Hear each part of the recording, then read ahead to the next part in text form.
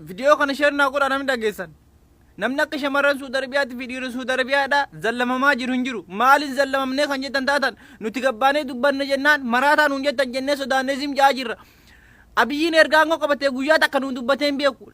Lammaan isa ergaangoo qabatee guyyaa takka nuun dubbatee hin beeku. Xaayibaan isa ergaangoo qabatee guyyaa takka nuun dubbatee hin beektu.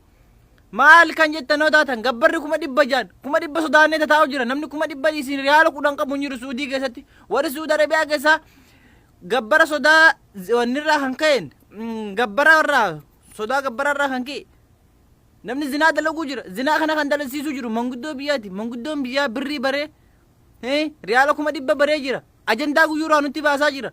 Nuti eessaa fuuna 100 kaffaltan malee jaartii fuudhuun hin danda'amuu nuun jaan Suudii keessatti. Nuti sababa isaaniitiin harka qullaa galuu qabna. Namni yookaan ilmaan hin gala yookaan ilmi hin gala harka qullaa galuu deemna Suudii keessa. Ilmaan hin qabnu, ilmoo hin qabnu, ibaadaa hin qabnu, imaan hin qabnu. Imaanis kan nurraa fuudhe isuma manguddoo biyyaati. Birrii bartanii isin birrii nu maanjuu malee birriin akkatti dhufe hin beekan. Abiyyaati jaartii tan ta'e ammattee teessa. Nuti wahuu ammannee teenyu guyyumarra marqaa ammannee teenyu. Yaa Rabbii dukkanee faan jijjiirtu ati akkanumatti nuu kenni nan sama. Rabbumti nuuf haa kennu. Fudhadhaa isinis aangoo keessan jaartii keessanis fudhadhaa.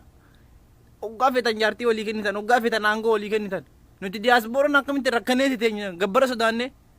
Gabbara kana immoo shamarran Arsii qofaa miti yookaan warra Arsii qofaa miti kan gabbara kana fudhachaa jiru. Hunduma Oromiyaa ta'uuf deema amma haala kanaan. Yoo nurraa qannaftan qannasaa qannasuu maannan nuti miidiyaa Aljaziiratti iyyanna. Hin dhumna. Miidiyaan guyyaa takka waan kana dubbate hin jiru. OBS ta'e, OMN ta'e, OLS ta'e, OLF ta'e. Nuun dubbisina. Ramadaanan bulii 10 kee jira. 10 immoo 9 kee jira. Video kana isheen naa godha warri dhiira. Gabbari kun nurraa buunan bu'ee buumaannan nuti gabbara kanaas ta'e lama fuuneeti ilaali araba fuuna. Fuudhaa isinis warri biyya faranjii jirta faranjii nuti araba fuuna. Inni biyya arabaa jiru araba fuudhaa inni biyya faranjii jirta faranjii fuudha. 100 dhiisii 10,000 nuun kaffaltu. Itoophiyaa 10,000.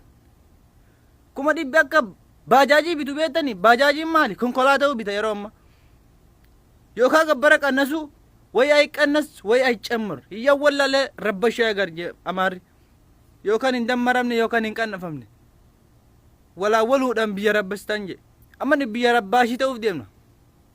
Warri biyya arabaa jirtan araba fuudha. Warri biyya faranjii jirtan faranjii fuudha. Warri biyya Somaalee jirtan akkasumatti achumaan fuudha. Gabbara malee fuutan. Warri dhiiraa kana booda janaa keenya dhaabne nuti tokkummaa wal biraa qabnus diinee jira. Tokkummaa keessanis hin barbaadnu gabbara keessanis hin barbaadu. Gabbara ammoo biyya ta'uu qofaa miti biyya guutuu ta'uuf deema. Abiyyi waan kana dubbadhu OMN waan kana dubbadhu miidiyaan guutuun dubbachuu qaba. Hin iyyina nuti mataa qabanne.